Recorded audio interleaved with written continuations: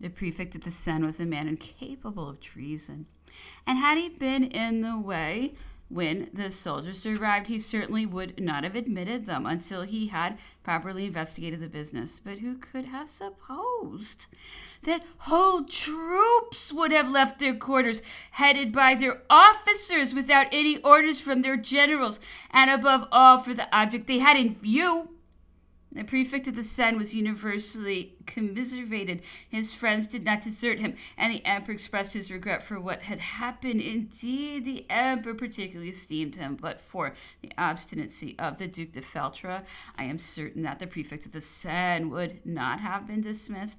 If he should read these memoirs, I am happy to be enabled to inform him that when conversing with me respecting this affair on board the Bellerophon, the emperor spoke of him with a degree of interest bordering on friendship. Thus ended the extraordinary enterprise of Melee. Nothing could exceed the art and boldness with which it was managed. Everyone was surprised at it, while they acknowledged its weakness, and though they were ashamed of it, it did not render them any the wiser. It excited great alarm in Paris, because people found that they were still on a volcano, while they had long fancied themselves on a rock. The war minister attempted to justify the troops, and in so doing he called in question the vigilance of the minister of police. But even supposing the latter had had it in his power to trace a single thread of this conspiracy, which was known to one man only, nothing could excuse the troops for turning against the existing authority. Men of the most ordinary capacity are always expected to understand this part of their duty. The minister for the War Department made a great noise on this occasion, and he sent the horse guards to St. Cloud under pretense that Malay's party wanted to carry off the emperor's son, while Malay and his companions were already under arrest. All that the war minister did was useless, and he knew it, but he wanted to show his zeal, to ingratiate himself in public opinion, and to avert the storm which he saw gathering. He made a great parade when the danger was over, and in so doing he gained his end. The details of the trial did not set his mind at ease, and he was not satisfied until he sent an officer of his staff to the emperor. He took his judgment by surprise in this affair, and completely misled him. The emperor afterwards discovered this, but he had pronounced his decision, and he did not wish to show that he had been deceived. However, the war minister was no gainer in this business. For my part, I sent no one to the emperor. I did not wish to take his judgment by surprise, or to accuse any person whatever, and I even made up my mind to bear all that I foresaw he would write to me on the subject. He had often spoken to me sharply, but I had never been accustomed to receive a harsh letter from him. Accordingly, I calculated the day on which I might expect to receive from the emperor a reply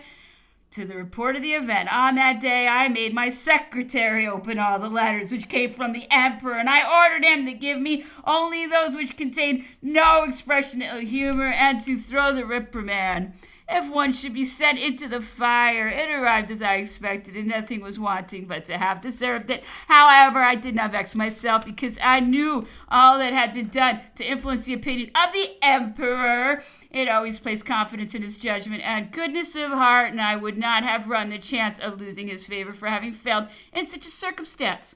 I suffered from the consequences of this affair. Many persons deserted me because they were persuaded I could not remain in place. They even went so far as to choose a successor for me. Said the ladies, they should watch what is going on in the barracks rather than in our boudoirs. In all ages of the world, a defeated party has invariably paid the penalty. But in this instance, had I been somewhat less conscientious than I was, I might have cleared myself at the expense of another. This was a fine opportunity for avenging the discovery made in the offices of the War Department of the espionage of the Russian embassy, and it was not suffered to escape.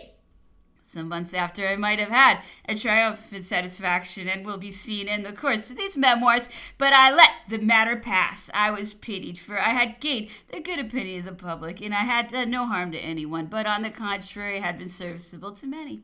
People expressed regret for what had happened to me, but they believed nevertheless that the first courier from the emperor would announce the nomination of my successor. They therefore behaved accordingly, and intrigues commenced for sharing my spoil. I pretended not to observe them, while I profited by the opportunity of knowing my friends. Chapter 6. During the end of October, we supposed that the emperor would pass the winter in Moscow, but we soon received bulletins announcing the retreat of the army and the events which occasioned that retreat. The Russians, having sacrificed Moscow, would listen to no proposal for an armistice. They had a good position at Kaluga. Our communications could not possibly be maintained. The enemy's light troops left nothing but burnt villages to ours. They were surrounding Moscow, and our army would have been enclosed there in ignorance of all that was passing behind it, where there was still a force sufficient to form a powerful army. Privation had caused disorder in the corps, to which distributions could not be made. These and many other considerations determined the emperor to retreat. He was very dissatisfied that our cavalry had not observed the track of the Russians. Had he known the course they took, he might have followed and dispersed them after the battle of Moskva instead of preceding the Moscow. The whole population of Paris had provided themselves with maps of Russia, on which they were tracing with pins the places mentioned in the bulletins. All classes of society evinced the utmost eagerness to obtain intelligence of an army in which everyone had a brother, a son, or a friend. The distance which the army had to march to find winter quarters excited the most serious alarm, which, as the fatal 29th bulletin speedily showed, was but too well founded. The emperor's arrival in Paris was a death blow to public confidence.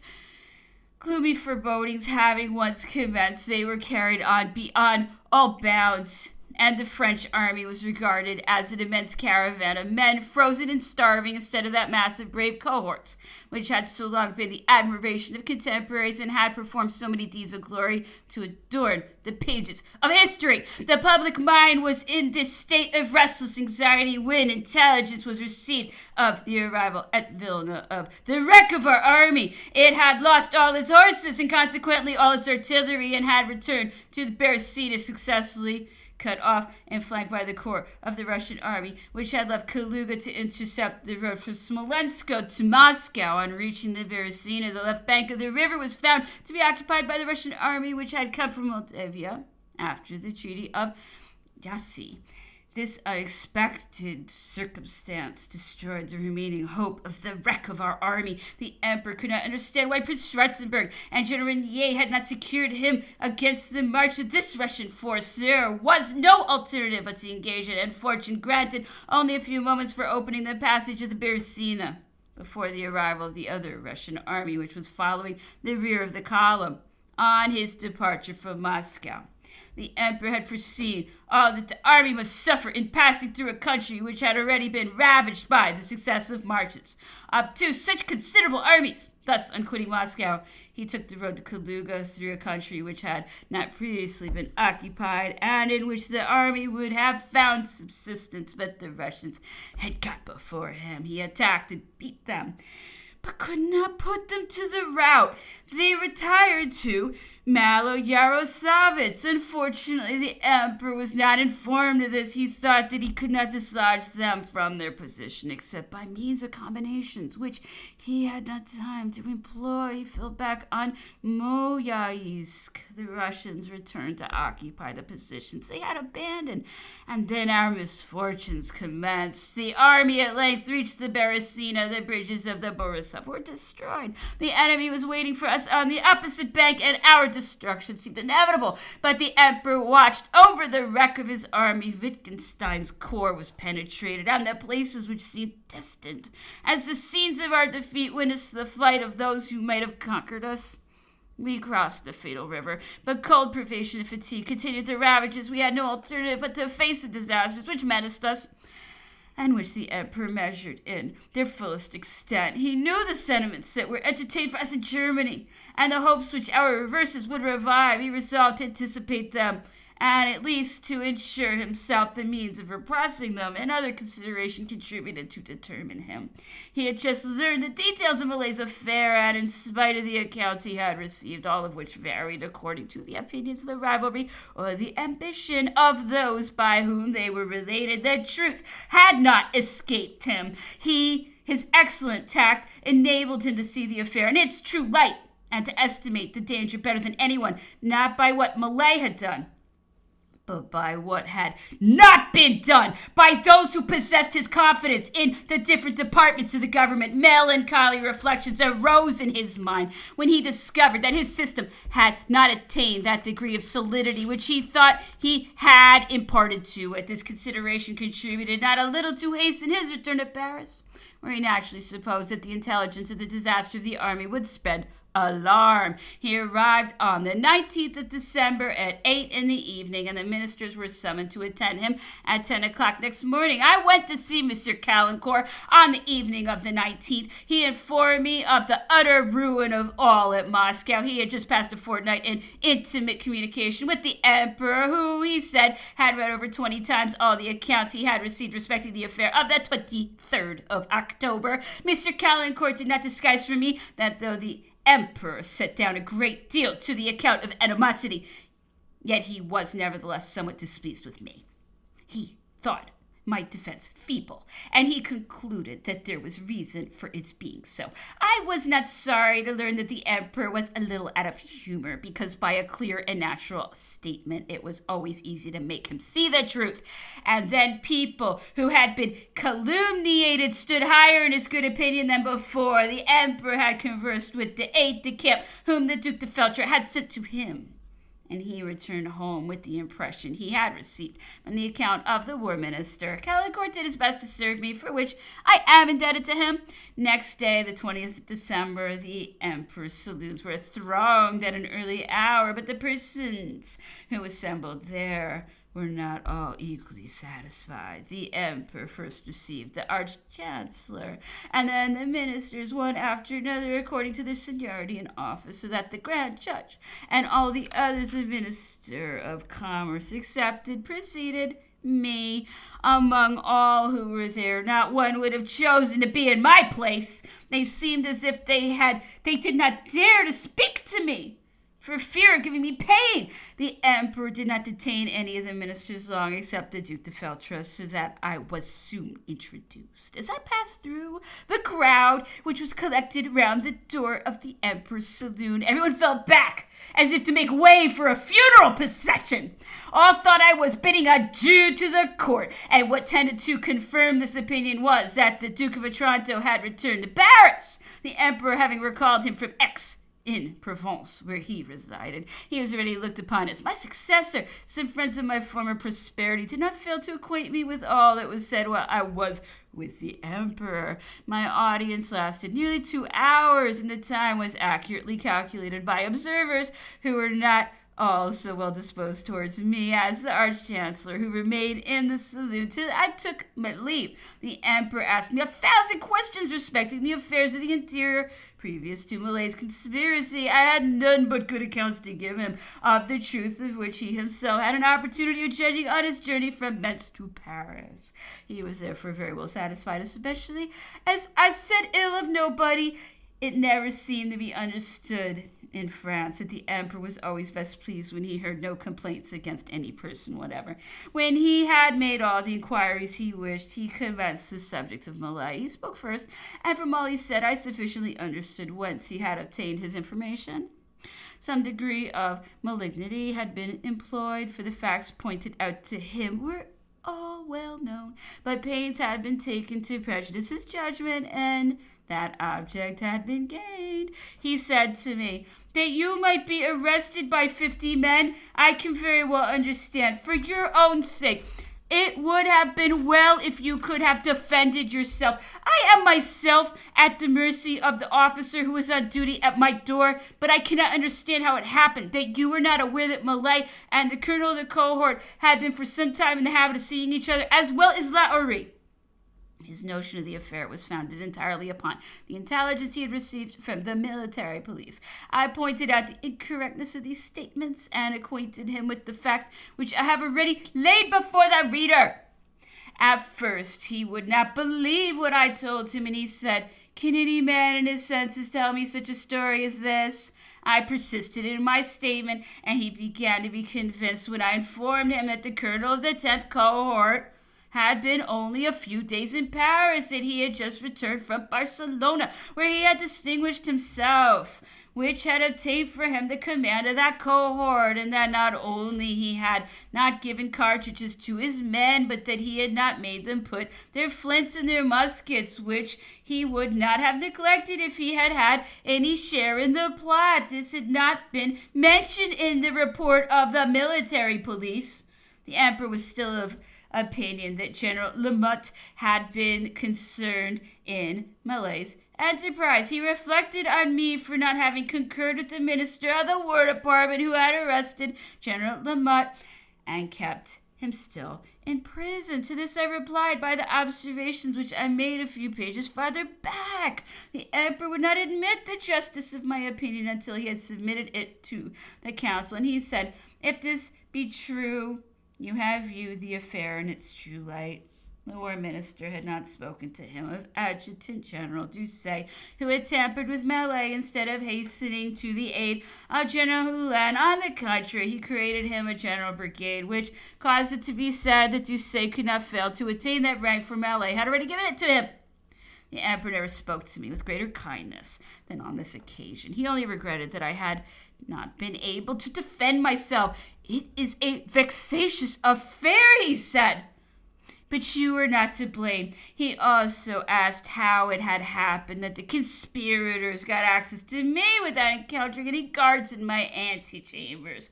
"One musket shot," he said, "could have put the whole troop to flight." This was true enough, but it was necessary first to have one's hands free. Laurice and I took this precaution because he knew I was not likely to allow myself to be seized without resistance. Finally observed, "I have a guard of 8 or 10 men only during the night. In the daytime they withdraw, and they were just gone when the 3 companies of the cohort arrived." He said nothing about the guard at my door seeing my office broken into and suffering me to be arrested without making any resistance. I saw that he was beginning to take a right view of the affair, and he dismissed me, desiring that I would send Monsieur de Rial to him that evening, and he wished to speak to him. When I quitted the emperor, it was curious to observe the eagerness with which the courtiers tried to read in my countenance whether they ought or ought not to speak to me. However, they augured favorably of an interview of such long duration, and from that evening, for it was between 4 and 5 before the emperor dismissed me, the absurd reports of which I had been the subject for the space of a month were at an end. I subsequently had many good opportunities of punishing the author of these stories, but I let them pass. When I was restored to favor, my friends returned to me. I received them all without cherishing ill will towards any. The emperor appeared to me to be offended with Monsieur Pasquier, the prefect of police. I took his part and obtained for him the justice he deserved. This was no very difficult task, for Monsieur Pasquier was a great favorite with the emperor. The emperor held a council to deliberate on the affair of General Malay. He ordered a report to be presented to him of all the circumstances of the case, and on this he formed an accurate opinion. He ordered the liberation of General Lamotte, but he dismissed the prefect of the Seine in spite of all I could say in his behalf. And finally, he disbanded the paid horse and foot guards of the city of Paris. He ordered me to present to him in the same council a plan for organizing a corps of gendarmerie for Paris, which was to be subordinate both to the civil and military authorities, so that there might be no reason to apprehend the bad use that either the one or the other might make of it. On the same day, intelligence was received of the defense of the castle of Burgos, which had sustained several assaults from the English without losing any of its works in the garrison by which it was defended. There was a detachment of the paid guard of Paris.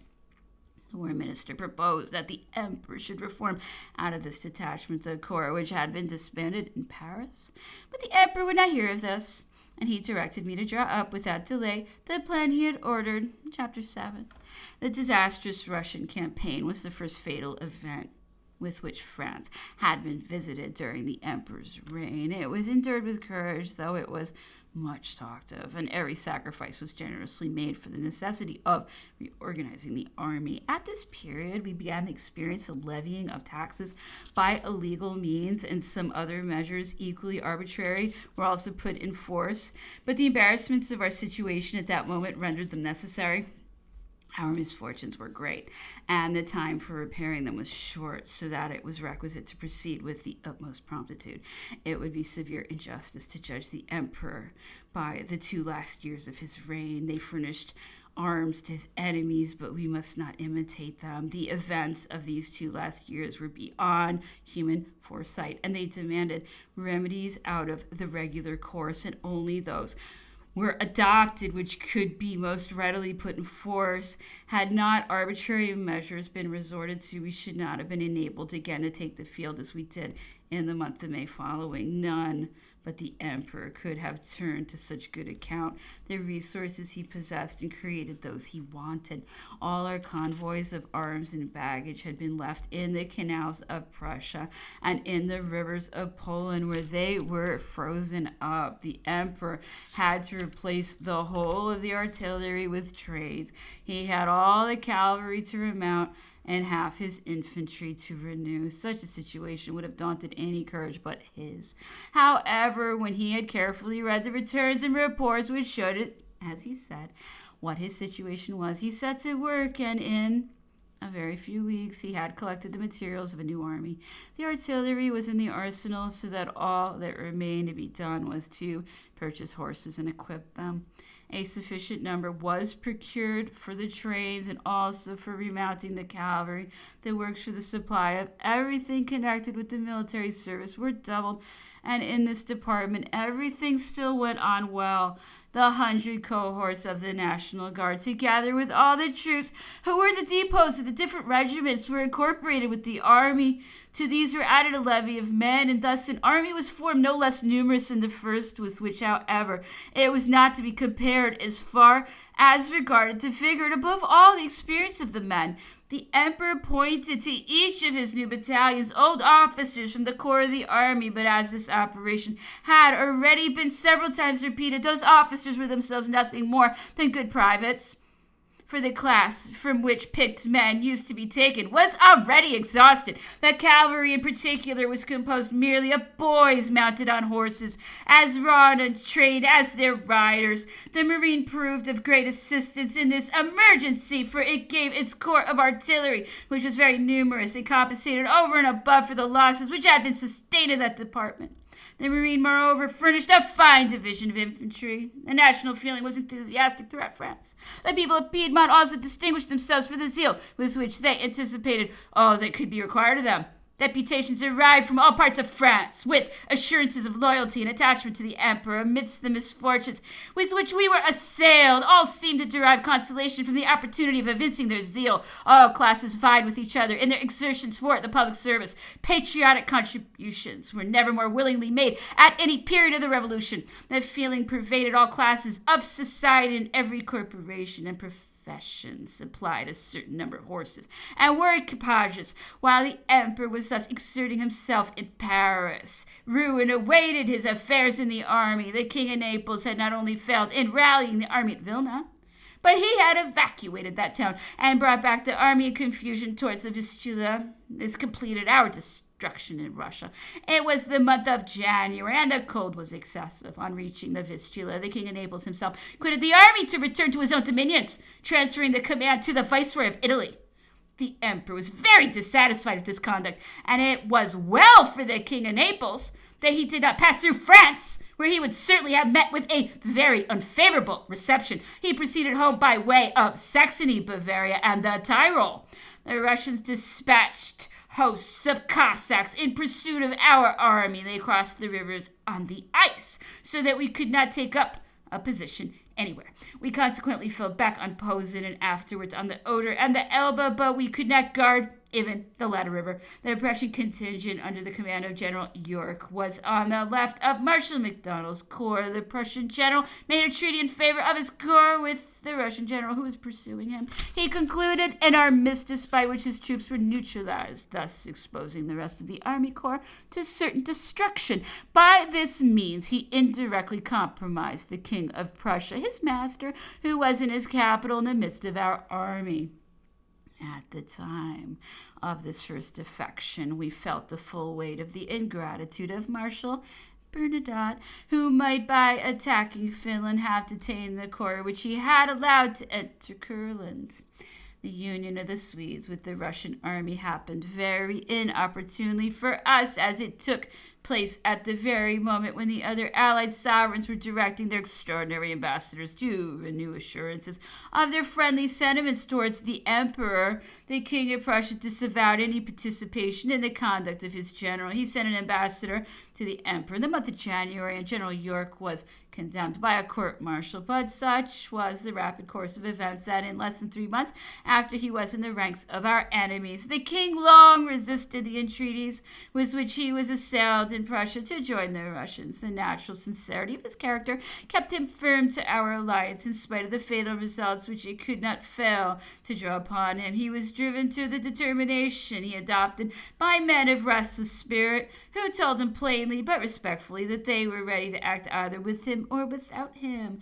Well, gentlemen, replied the king, you force me to this course, but recollect, we must either conquer or be annihilated. When the emperor learned the defection of the Prussian corps, he summoned a privy council at which were present the Arch-Chancellor, M. de Talleyrand, the ministers, the President of the Senate, and several of the grand officers of the household. The Emperor himself explained the situation of affairs, read the dispatches which announced the defection of the Prussian corps, and then proposed the following question for the consideration of the council.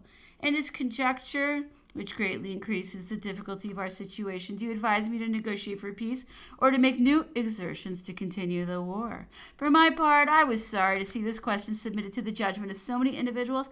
It ought to have been discussed in the Emperor's cabinet by 2 or 3 persons called in one after another. Numerous councils have the disadvantage of never coming to any determination, because nobody will venture to pronounce a bold opinion. Thus, in the present instance, all were inclined to remain silent. The Emperor asked the Arch-Chancellor his opinion. He declared for peace, but the Emperor was in the habit of amusing himself with all the opinions of canvassers, except on questions of legislation and jurisprudence.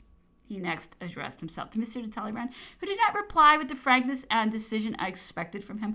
Whether he did not choose to speak out before so many persons or had some other motive for silence, he merely recommended a negotiation. The Emperor observed, "This is always your way. You go about everywhere saying that we must make peace. But how is peace to be made?" Mr. de Talleyrand replied, "Your Majesty has still negotiable means in your hands. If you delay longer and should happen to lose them, you will then be unable to negotiate." The Emperor, getting somewhat impatient, said, "Explain yourself." But seeing that Mr. de Talleyrand hesitated, he added, "I see you are still the same." Then, turning suddenly to the Duke de Feltre, though there were 2 or 3 persons between him and Talleyrand, he asked his opinion on the question proposed. After a pause, M. de Feltre replied in a firm tone, "I shall consider your Majesty dishonored if you consent to abandon a single village which has been united to France by a senatus consultum." "That is clear," said the Emperor. "But then what is to be done?" "We must arm, sire," replied M. de Feltre. The Emperor then proceeded to collect the other votes, but no one was disposed to express an opinion different from that which appeared so agreeable to him. M. de Feltre thought that he had fixed the opinion of the council, but he labored under a mistake, and he must have been convinced, as well as I, when the council broke up, how much every member in his private opinion disapproved the rejection of M. de Talleyrand's advice. The Emperor had good reason to say that when he called on everyone for his opinion, nobody would speak out, but that when they separated, they all blamed him for what he had said. It was then determined at this council that we should arm to the utmost extent. The string of the bow was already well stretched, and it certainly would have broken in any other hands than in those of the Emperor. emperor. We were soon after informed of the participation of Sweden in the coalition, as well as of the result of the interview between the Emperor of Russia and the King of Prussia, the latter having gone from Berlin to Brezov to meet Alexander at Brezov. The King of Prussia renewed all the treaties which existed between him and the autocrat before the unfortunate war which Prussia waged against France in 1806-1807. This defection of the whole of Prussia produced a very unfavorable impression in the interior of France, especially as there was reason to apprehend other defections. Hence, there appeared no alternative but to make a bad peace, or to go on ruining the nation by efforts, the necessity for which would become every day greater, while the evil was increasing and public spirit sensibly decaying. Napoleon, in passing through Dresden, claimed the execution of the promises made by the Emperor of Austria. He required that a movable corps should be employed in Galicia and Transylvania, that the Austrian contingent should be augmented to 60,000 men, and that another minister should be sent to Paris to supply the palace of the Prince of Schwarzenberg, whose presence would be useful in the army. He added, the alliance which we have contracted forms a permanent system from which our people must derive such important advantages that I am persuaded your majesty will perform all that you promised me at Dresden to secure the triumph of the common cause and speedily bring about a suitable peace. The joy manifested at our disasters had already betrayed the sentiments of Austria, but it was now thought prudent to retract. Monsieur de Bubna was sent off in all haste for Paris and instructed to make thus strong professions of friendship. He was to ascertain the ideas of the emperor on the new formation of the contingent and to agree upon the measures necessary for rendering the troops stationed in the provinces adjoining the theater of the war available for services in the field.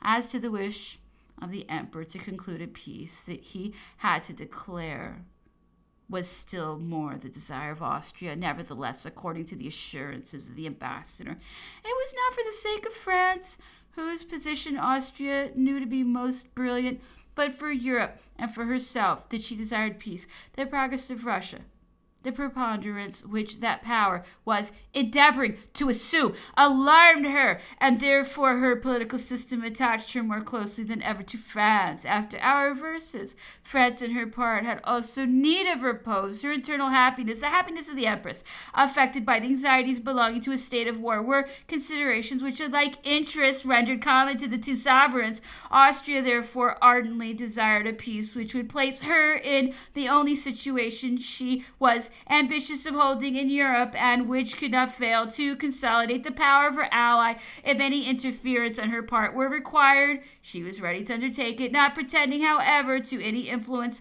from her own power, but only from the authority which a spirit of conciliation so disinterested as hers might give. The Emperor Napoleon had only to make known his views, and she would endeavor to realize them. He was himself perfectly secure. He alone was able to dictate peace. The only thing necessary was that he should not disclose the too generous basis on which he proposed to negotiate, but to leave the Austrian cabinet to act and to hasten the preparations for a new campaign. The emperor was not duped by these professions, but as there was nothing better to be done, he let the words pass and resorted to his own measures. General Bubna, on his part, did not perfectly accommodate himself to the deceptions his instructions made him so, and which he saw taking root amongst us. He often repeated to those who were disposed to listen to him that peace should be made. He made this observation to me, doubtless, with the view that I should repeat it to the emperor, adding, those among you who really love him ought to advise him. Monsieur de Bubna spoke with frankness of a man of honor. He did not understand why he should have any reserve, but the advice he gave was not easily followed. He was in Paris while the great efforts were made by which the army was recreated. He was astonished at seeing such efforts and even entertained some hopes that peace might be obtained. Chapter 8. The winter was spent in military preparation. Some hope was entertained of the Austrian negotiations, but while they were in progress, events were advancing also. The emperor was still in Paris, laboring day and night to augment his resources for the approaching campaign. Before describing the transactions in France, I ought, however, to revert to what had happened in Spain after the battle of Arapiles. The army commanded by Marshal Suchet, with whom the king had been joined in Valencia by Marshal Soult. They both marched under the orders of the king, first by Madrid and then by the Guadarrama and Arevalo to Salamanca, where they came up with the English army, which had retired from Burgos. On being informed of the advance of these two corps, it was said that on the evening on which they reached Salamanca, they might have engaged the English with advantage, and that they determined to postpone the attack to the following day, but then found that the enemy's army had retreated. It is easy to be wise after events. It does not seem, however, that much reproach can be cast on generals who from prudence do not engage in a serious action at the close of the day, because they wish to avoid the risk of disorder which they might not be able to prevent during the night. After the emperor returned from Russia, he went to Fontainebleau to visit the Pope. They seemed reciprocally pleased with each other. They dined together and settled some points which had not been agreed upon in the negotiations at Savona. The Pope yielded to the emperor's demands, intimating, however, some scruples as to the effect his concessions might have on temporal claims. The emperor satisfied him on that score and even wrote a letter to him for the special purpose of tranquilizing him. The Holy Father appeared quite satisfied, but the old gentleman was crafty. He proposed to consult his council, that is to say the cardinals, of whose advice he pretended he stood in need. The emperor ordered that they should be sent to him, but they no sooner found themselves at liberty than they filled his holiness's head full of terrors and persuaded him to make exceptions to the Concordat, which he had concluded. He protested and wrote a long letter to the emperor in which he expressed his compunctions and scruples. The emperor, whose patience was worn out, ordered that notwithstanding the absurd disavowal of the Pope, the Concordat should be promulgated and declared a law of the state. The Holy Father was very penurious, notwithstanding that all his wants were amply provided for. He used to count over with great care some dozen pieces of gold which he had in his desk. He kept a strict account of his wardrobe, from his pontifical robes to his shirts, stockings, and the most trifling articles of his dress. He never looked into a book during the whole day, but employed himself in a way which would not be credited had it not been notorious. He patched and stitched up accidental rent in his gown, sewed buttons on his small clothes, and washed the front of his robes to clear them of the stains of snuff, which he took to excess. A large dose of illusion certainly fell to the share of those who could believe in the infallibility of a being in whom the weakness of human nature was so strikingly exemplified. At Fontainebleau he had 1,000 ways of employing his time. He had a splendid library, not a book in which he ever touched. He avoided seeing almost everybody except the cardinals who were restored to him. The emperor was so pressed by events that he could not terminate the business with the Pope before he was obliged to set out for the campaign of 1813. He had brought some of the marshals to Paris in order to give them some repose before they rejoined the army. On dispatching them to take the command of their respective corps, the generosity he displayed towards them was truly magnificent. He gave Marshal Ney 100,000 crowns and Marshal Oudinot 500,000 francs. To the latter, an additional grant was made of 200,000 francs on account of his house at Bar-sur-Ornain being burnt down. At this epoch, General Lecourbe was denounced to the emperor as being engaged in selling his property with the view of entering into the service of Russia. As the information might be well founded, the emperor ordered measures to be taken to prevent the execution of any plan of the kind. On this account, General Lecourbe was sent to Auvergne under the guardianship of the police instead of being allowed to remain in Franche-Comté, where he then was. As a farther precaution, an order was served on General Dutilleux, prohibiting the payment of the price of an estate he had purchased from General Lecourbe. Before commencing the campaign, the emperor sent M. de Narbonne to Vienna as ambassador in the place of M. Otto, who had allowed himself to be a little imposed upon by the professions of Metternich. Unfortunately, when M. de Narbonne arrived, Austria had already resolved to take advantage of our situation to obtain a settlement of the old account she had against us. The combined Russian and Prussian armies were approaching, and our army, having repassed the Elbe, they had entered Dresden, whence the King of Saxony had been obliged to make a hasty retreat. He had come there, as well as his troops in Bohemia, on the pressing solicitations of the Emperor of Austria, who neglected no means to impose upon him and induce him to enter into the coalition against France. The Emperor saw clearly what was going on, and I believe it was chiefly with the view of securing Austria and Saxony that he hastened his departure, in the hope of gaining the favor of fortune. He only regretted that he had not a month longer for preparation to enable him to bring up all the troops which were on their way to the army, in particular the cavalry, a considerable portion of which consisted of drafts from the army of Spain. About this time orders were given for forming the regiments of cavalry called Guards of Honor, a measure which many efforts were employed to render unpopular. In levying these regiments of young men, there were two objects, which I shall explain. The necessity of obtaining cavalry was admitted. Every man obtainable from the conscription list was taken for the infantry, and besides, the peasantry could not be speedily converted into cavalry. They must have been taught riding and everything necessary in the management of a horse. On the contrary, the class of young men in easy circumstances abounded in good riders who required only to be enrolled to become at once excellent military horsemen. It was very truly observed that the greater part of these young men had already been ransomed by their families for military service, or had otherwise completely satisfied the conscription, but on revising the conscription lists, men who had already passed through the ordeal were again made liable to be drawn. It would then assuredly have been wrong to spare the class most numerous in men fit for military service at a time when the exigency of circumstances rendered injustice unavoidable towards those who were less able to bear a burden, which always presses with great severity on the aged poor, who are dependent on the labor of the younger part of their families. It would doubtless have been very desirable to avoid such a measure, but the impossibility of being otherwise extricated from the difficulty was a sufficient warrant for the government to resort to such means. The measure was, however, a great source of discontent, for each of these youths had a number of relations whose complaints were long and loud, whereas the country people of the laboring classes obeyed the call to join the army without murmuring. These guards of honor might well have been asked how they came to think so much more of themselves than others, as to pretend that they were to stay home when all France was flying to arms.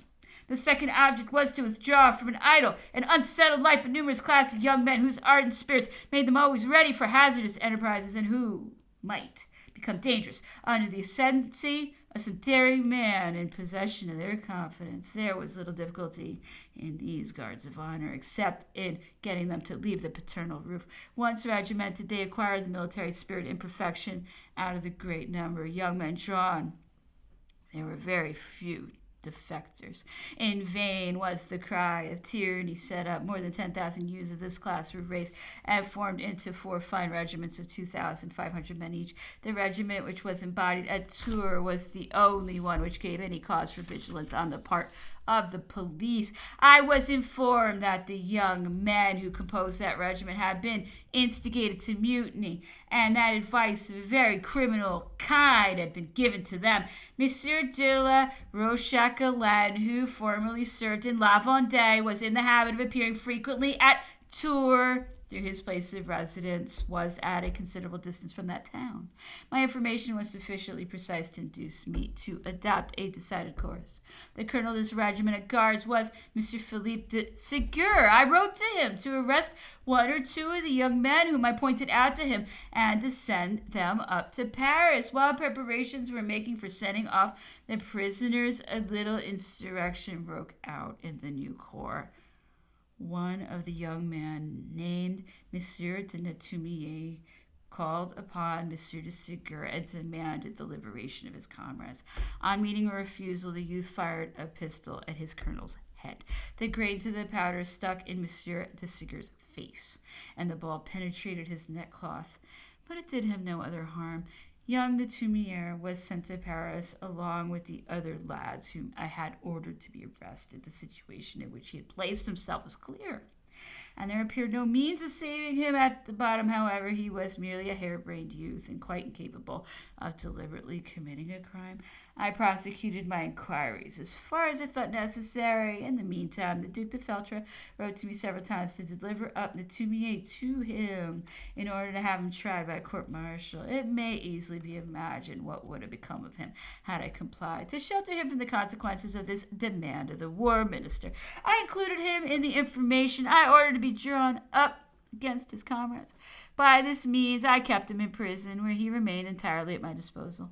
The events of 1814 occurred, and then the Duc de Feltre would much sooner have given Monsieur de Netumier the command of a regiment than thought of bringing him before a court-martial.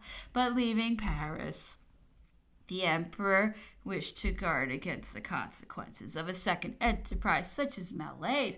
Hitherto, during his absence, the government had resided in the council of ministers, of which the arch-chancellor was present, but a minister might die or be rendered incapable of discharging the duties of his office by sickness, and under such circumstances no person could be authorized to use a signature except by a decree of the emperor. Such a decree, however, might not arrive when he wanted, and it would then happen that whatever was ordered in a particular branch of the administration would be in danger of not being executed. To obviate this inconvenience, he appointed the empress regent and constituted a council for her guidance. He had always present a power capable of delegating whatever authority might be needful for extraordinary occasions. There was much grace in the manner in which he invested the empress with this power. Several days were devoted to the preparation of a plan of regency. The proceedings, which took place at different periods of our history when female regents were at the head of the state, were consulted for precedence. When everything was ready, he convoked a privy council, to which the empress repaired in grand ceremony, accompanied by the great officers of her household, and took her place beside the emperor. After a moment's silence, a decree for appointing a regency and determining its powers was read. The same decree declared that this authority was confirmed by the emperor on the empress. Her Majesty then took the oaths to govern the state according to the laws and constitution, and to resign her authority when called upon by the emperor to do so. After the ceremony, Her Majesty returned to her apartment, accompanied by the emperor. The conferring of this authority on the Empress Maria Louisa was generally approved. Her good and amiable character was well known, and she was consequently much loved and esteemed. Everyone connected with her household had experience of her kindness, and it might with truth be said that she had won the goodwill of the nation, which regarded her with an affectionate respect. For this popularity she was mainly indebted to the propriety of her conduct. She always observed the strictest decorum, and by her deference to public opinion she secured its favor with more certainty than she should have done by the greatest and most successful administrative labors. To assist the empress in this business she had to transact during her regency, the emperor attached to her service a man in whom he had the greatest confidence, his private secretary, Monsieur de Meneval. This was a sacrifice which he imposed on himself, and he directed Monsieur de Meneval to write to him daily. Before leaving Paris, the emperor finally constituted the new paid guard of the capital, as it now exists in the council of ministers. The plan which I had presented for the re-establishing this corps, and in which he had made some alterations, being ready, said, addressing the war minister, "What is your opinion of this, sir?" The minister replied, reddening, "Sire, your Majesty is at liberty to do as you please. But with such a plan as this, I have no means of preventing the minister of the police from making himself maire du palais and dethroning your Majesty or your son." "Oh," replied the emperor, "that is nonsense. It is not the minister of the police who can do that. He must have the same means of keeping you in check as you wish to have for keeping him so. If this be your only objection to the plan, I do not consider it a valid one." The plan was adopted. I then observed to the minister for the War Department that I should not be the first of the two to forsake the emperor, his son. I then little thought that the truth of my assertion would so speedily be proved. Monsieur de Feltre did not think of what he said, and I cherished but little resentment against him, as will be seen in the following chapter, Chapter 9. About this time, the emperor brought General Dupont to trial for the capitulation of Bayonne. There were implicated in that affair several generals whom the emperor would have employed had they been otherwise situated. Besides, the investigation of this business had been long pending, and the delay of the trial seemed like a despotic proceeding, and a refusal to render justice to the accused. Their rank rendered them amenable only to a high national court, and previous to forming the tribunal, the emperor wished to ascertain whether the accused were really guilty. He did not wish to pronounce an opinion which might be an authority for what anyone might say on the subject. Consequently, he submitted the affair to the examination of a council of state, in which the accused were to be heard in their defense. He added to the council, for this occasion only, all the marshals of the empire who were at that time in Paris. This trial excited a high degree of public interest. The facts were clear and positive, and though General Dupont's friends had rendered him great service by suppressing in the minutes several documents which might have told against him, yet the consequences of the affair of Belen were so fatal that it could not fail to excite strong dissatisfaction. There is no doubt that had the Council of State pronounced the opinion which was derived from the elucidation of the facts, that the accused would have been declared guilty, and consequently exposed to all the severity of a sentence which would have operated as a great example. If the Council of State did not decidedly pronounce the guilt of the accused, it could only be because they knew the impossibility of then saving men who had been the comrades of several of its members. If the Council referred them to the mercy of the Emperor, it was because they were well assured of his indulgence. Otherwise, it would have been equivalent to a condemnation. Accordingly, the Emperor did not bring any of the accused parties before the courts. He contented himself with imprisoning General Dupont and depriving him of the honors which had been conferred on him on former occasions. He dismissed from the military service the generals who had taken part in the capitulation of Belen, but he regretted the fate of General Vidal, whom he particularly esteemed for his courage, and whom he intended to have employed after the trial. However, he could not act impartially without this sacrifice. Thus terminated the disgraceful affair of Belen. None but the most bare-faced calumniator will presume to assert that the Emperor behaved tyrannically towards generals, all of whom, with the exception of Vidal, had most decidedly failed in their duty. He might be more justly reproached for an indulgence which often degenerated into weakness. He was always ready to pardon. Generosity was one of the predominant sentiments of his heart. I am convinced that he would never have doomed an enemy to death. Was he ever known to avail himself of his fortune in arms in the way in which his enemies employed theirs against him? I will here relate an anecdote concerning Monsieur de Feltre. The seizure of General Dupont's papers gave me the opportunity of seeing several letters from General Clark, Duc de Feltre, to General Dupont. They were all written in Italy and were of very old date. On perusing them, I found that there were reports addressed to Clark, to Dupont, respecting General Bonaparte, after the latter had explained to him the nature of the mission with which he was charged in Italy. It will be recollected that Dupont was at that time chief of the war depot under Director Carnot, and that Clark was under General Dupont, who had given him a commission, which, however, was merely a mask, to reside at the headquarters of the Army of Italy and report the proceedings and plans of General Bonaparte, because no doubt he was suspected of aspiring to the supreme power. It was during this residence in Italy that the letters to which I have alluded were written. He was still acting as an observer of General Bonaparte when the 18th Fructidor overthrew the faction of the Directory to which he was attached, and he lost both favor and employment. However, General Bonaparte, whom he continued to watch, even after explanations between them on the nature of his mission, assisted him, and sheltered him beneath his power when he had only to withdraw his protection in order to ruin him. I had in my possession those letters which completely belie his professions of attachment to the Emperor. I might have shown these letters, and thus have ruined the character of the Duc de Feltre. But instead of that, I returned them to him without having mentioned them to anyone. I was unwilling to show any resentment or to diminish the confidence which the Emperor reposed in a minister who was useful to him, and who loudly professed the most sincere devotedness to his sovereign.